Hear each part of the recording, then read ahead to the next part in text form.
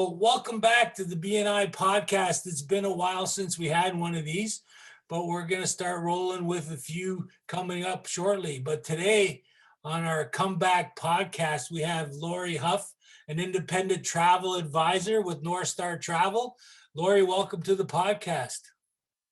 Thank you. I'm happy to be here. Absolutely. You got a beautiful picture in the background there. I wish we were there.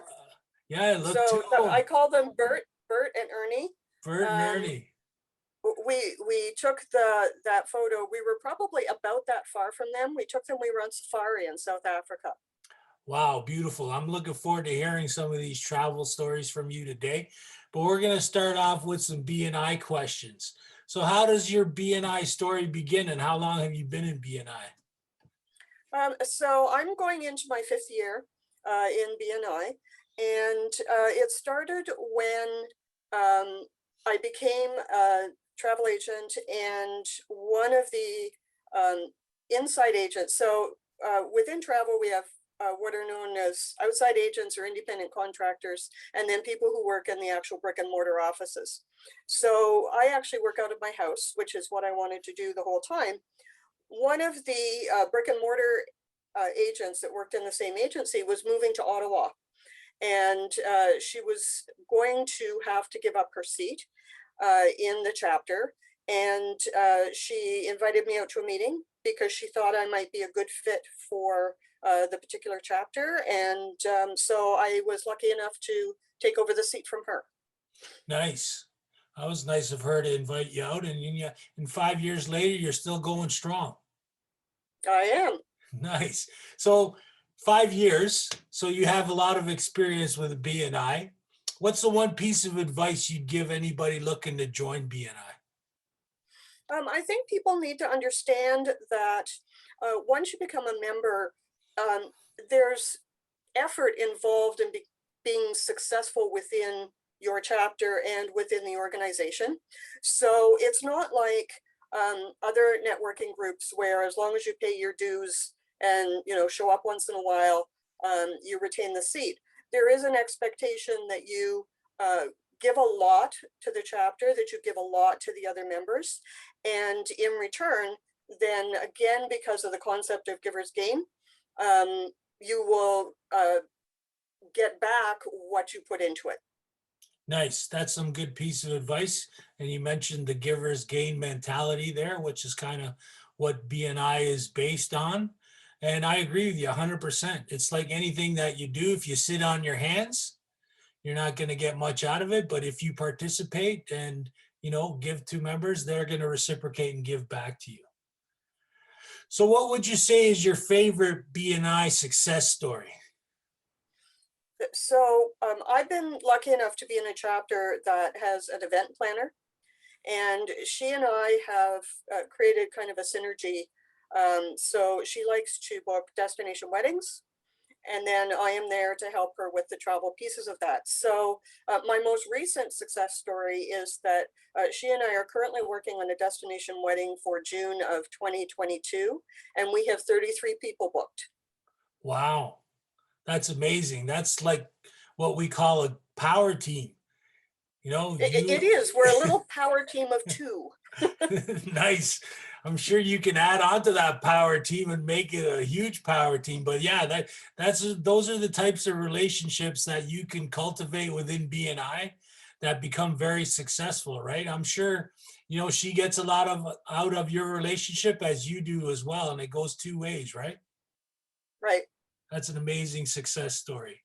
So let's turn it a little bit and start talking about your business. So we mentioned you're an independent travel advisor with Northstar Travel. How did you get started in the travel industry and why? So I love to travel, have always loved to travel. And I was a career civil servant working for the local public school board for years and years and years. And because I started with the school board when I was very young, I could retire early at full pension. But being able to retire young, I couldn't imagine not having something to do and a reason to, keep me motivated and whatever. So as I was coming up with my retirement plan, I started taking some of the courses at Conestoga College in the travel consulting program and loved them. So finished the program. So I am a graduate of the program, and actually now I'm a professor in the program as well. So they've invited me back to do some teaching for them, which has been a lot of fun. So one of the requirements to earn my diploma was that I had to put in some time at a brick and mortar travel agency to, get some hands-on experience, that kind of thing. And little known to me, the lady that interviewed me for the sort of hands-on piece of my coursework turned out to be the person who hires all of the outside agents, so the people who work out of their house, which is exactly what I wanted. So she ended up offering me a job instead of offering to support my hands-on piece, which of course we did later on. But yeah, through just chatting with her, she ended up offering me, I walked out with a job. It was the best Wow, thing ever. that's amazing. Those types of things that happen out of the blue are amazing. That's a great story. I'm glad to hear you're back at the college now teaching new students on the travel industry for sure. That's a great way to give back, and anytime you can teach and help people start in your industry, that's a good thing. Yeah, for sure. All right. So, over the last, year and a little bit, the travel industry's really been affected by this pandemic, right? We talked a little bit about that before we started the podcast. What do you predict will happen in travel in Canada, and when will it start to ramp up? And what types of, related to the pandemic effects will it have on the travel industry? Whether it be like a vaccination passport or something like that. What do you think? Um, so things are starting to uptick a little bit. So as more vaccines go into more arms, we are seeing an uptick. You and I were chatting before we started recording. I've actually had 3 bookings today, which is, I haven't had 3 bookings in one day in probably 15 months. That's amazing. So yeah, it is. It's very exciting to see that starting to come back. I think that the real floodgates will open once the Canadian government relaxes that 14-day return to Canada requirement that you have to self-isolate, and particularly that 3-day stay in an airport hotel somewhere. I think that again, as needles continue to go into arms, eventually the government will relax some of that.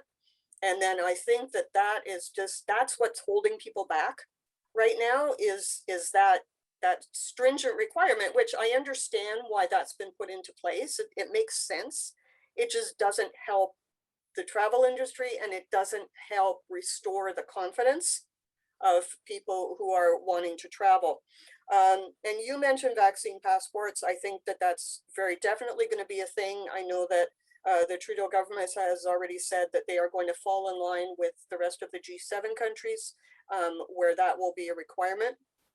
I have seen over the last couple of weeks in some of my trade publications that more countries in Europe are starting to open their borders to people who have been fully vaccinated. So I do know right now that there are a number of countries in Europe. I also know that at the moment, it's going to be a requirement for people to get back onto cruise ships, that they are going to have to be fully vaccinated, as will the crew, in order to, again, restore that confidence in the cruise industry, because, as you know, they were also hit extremely badly when everything, sort of hit the fan last year. Yeah, pretty tough all over the place, you know, across all travel industry. And, all those, when the travel industry, especially like the cruise lines, are all over the news, and you see ships being, quarantined in docks, that's not good for the industry, right? So definitely agree. Things are starting to turn around, and I'm really happy. I think one of the things me and you have in common is we love to travel. So I'm happy to hear that, things are getting a little bit better. But yeah, what you mentioned, the quarantine that the Canadian government has instituted for anyone traveling outside of the country. I think that's a big impact, right? You know, when you have to pay that kind of money when you get back into the country, that keeps people away from, traveling. Well, and even just the time, George, too. I mean, a Yeah, 1 week vacation now becomes basically 2 weeks or almost 3 weeks. yeah, exactly. Yeah, not only, that's right, not only money, but time. I agreed 100%. So this is a tough question for you because you're a travel agent. You've been to a lot of different places. But what's the most beautiful place you've ever visited? There's so many that have been unique for various reasons, Yeah. but I think for right now, anyway, I think my all-time favorite trip has been to Egypt. We spent about 10 days in Egypt, went right from Alexandria on the coast, went down the Nile, got as far as Abu Simbel, which is down in the south near the southern border. Um, Absolutely amazing trip. One of the things that really made it super amazing was the guide that we had with us on that trip was a certified Egyptologist. So he Wow. had all the background and the stories, and we just had just such a wonderful group of people that we traveled with. That I'm going to say that probably if I had to choose one, it would probably be Egypt. Although South Africa was pretty impressive as well. Yeah, that picture looks amazing. And those sound like two amazing spots. The history in Egypt, I'm sure, is incredible as well to see some of that there. But yeah, those are definitely places I've never visited and definitely want to go one of these days. So, what piece of advice would you have to anybody thinking about traveling now? Use a travel agent. Okay. Whether, I mean, certainly, me, but certainly like use a travel agent. Things are so complicated right now. Who's open, who's not open, what do you have to do to get in the country, vaccine passports, other immunizations, like it's very, very complicated. Um, and a good travel agent can help you sort through sort of all of that chaff and distill it down to what you need to know and what's important. The other value add, of course, that we have is that if something does happen to go sideways, we've got your back. So one of my stories is back last March when the pandemic first hit. I had clients that were in Florida and they were closing the state. They had already closed Disney World. They closed Disney World. I mean, how often do they do that, right? Yeah. And I had to get these people home early. And it took me 7 hours on hold with an airline until somebody actually picked up the phone so that I could change their air tickets because I wasn't able to do it myself online. I was 7 hours. And so I kept taking my portable phone and switching them, and putting them back on the charger. Um, that's the kind of value add that a travel agent can bring. I mean, nobody wants to sit on the phone for 7 hours. I certainly didn't want to sit on the phone for 7 hours, but it's what you do when you have clients that need your help. Absolutely, I agree. It is definitely a value add to have somebody that is watching out for you. If something does happen, God forbid that something happens while you're traveling, but it can happen. Whether it be you missed the flight, cancel flights, whatever it is, and you have somebody that you can call that can help you out, right? Yeah, I Yeah, don't know too many people that are going to spend 7 hours on the phone waiting, but that's it, amazing. it, it was a very long time. It was a very long day. Absolutely. All right. My last question. What's the first thing that you do when you get home from a trip? My laundry. Yes, after a week or two away, there's probably a lot of that to do, right? Yeah, yeah, one of the first things we do when we walk in the door is, pull all the stuff out of the suitcase and sort into, the piles and get the laundry ready to go. Now, it also depends on how long we've been in transit, right? Yes. Um, I know that getting home from South Africa, from the time I put my feet on the ground in Johannesburg until I walked in my front door. It was 33 hours. Wow. So after that trip, the first thing I did was go to bed. The laundry can wait till the next day, right? The laundry could wait, yes. That's a long trip home. Yeah, I remember that when I came back from Thailand.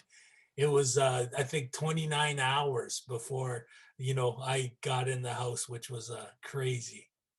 Yep, yep. But those are enjoyable trips, definitely. So, Lorie, what did I miss? What would you like people to know about you? Your business, BNI, anything like that? Um, I really, really love what I do. Um, I've always been sort of an I daughter and a T crosser.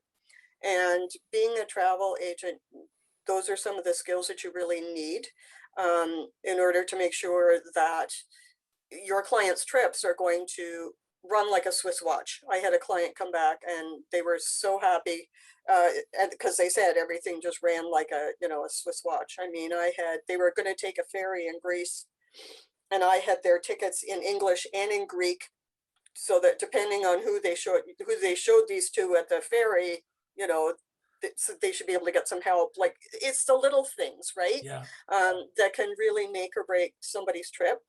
And those are the things that I'm really good at.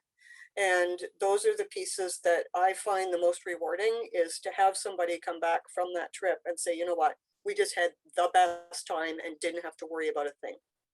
Nice. Well, I can hear the passion in your voice about what you do, which is amazing. Now, if somebody wanted to contact you to book some travel or just talk about your experience, what's the best way to do that? Probably, well, they could call me. They can find me on the Northstar Travel website. They have a page called Our Team, and all of the agents are in there. They can email me. I am LHOUGH@northstartravel.ca. Or they could call me by phone, but usually email is the best way to get me. Nice. And we'll share all that information with everybody so it's readily available for them to contact you. Lorie, it was a pleasure having you on today on the podcast. I look forward to travel in the future and I wish you all the best. Great. Thank you so much, George. Thank you, Lorie. Have a great day. You too.